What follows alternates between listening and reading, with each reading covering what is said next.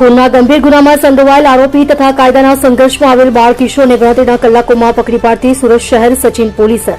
ગઈ તારીખ 31/12/2025ના રોજ રાત્રિના 11:30 વાગ્યાના સુમારે સચિન ખાતે આવેલ જૂના સ્લમ બોર્ડમાં આવેલ હનુમાનજીના મંદિરની પાછળ એક મરણ જનાર સુરજ ઉર્ફે દાદુ મુકેશભાઈ સુરવાડે રહે ઘર નંબર 109 સ્વામિનારાયણ સોસાયટી આસપાસ નગર 2 પૂજા મેડિકલવાળી ગલીમાં ભાડાના મકાનમાં ગોડાદરા સુરત શહેરનાઓનો પાન ગુટખાના પૈસા બાબતે સાહેદ ખાન ઉર્ફે બાબા પપ્પુ ખાન પઠાણ રહે સચિન સ્લમ બોર્ડ સુરત શહેરનાઓ સાથે ઝઘડો તકરાર થતા સદર ગુનાના કામે આરોપી કમલેશ ઉર્ફે રાજ દિલીપ રણદેવે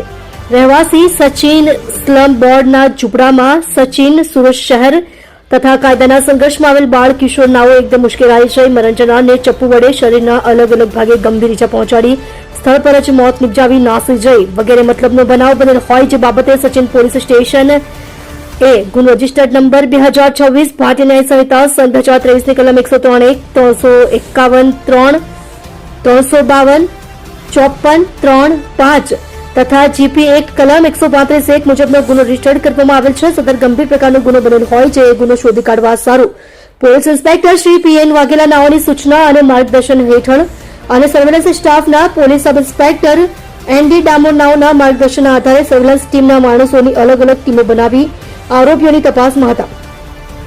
દરમિયાન બાતમી તેમજ સર્વેલન્સ ટેકનિકલના આધારે સદર ગુનામાં સંડોવાયેલ આરોપી કમલેશ ઉર્ફે રાજ દિલીપ રણદેવે રહેવાસી સચિન સ્લમ બોર્ડના ઝૂંપડામાં સચિન સુરત શહેરનાઓને ગુનાના કામે અટક કરી તેમજ કાયદાના સંઘર્ષમાં આવેલ બાળ કિશોરનાને ડિટેન કરવામાં આવેલ છે.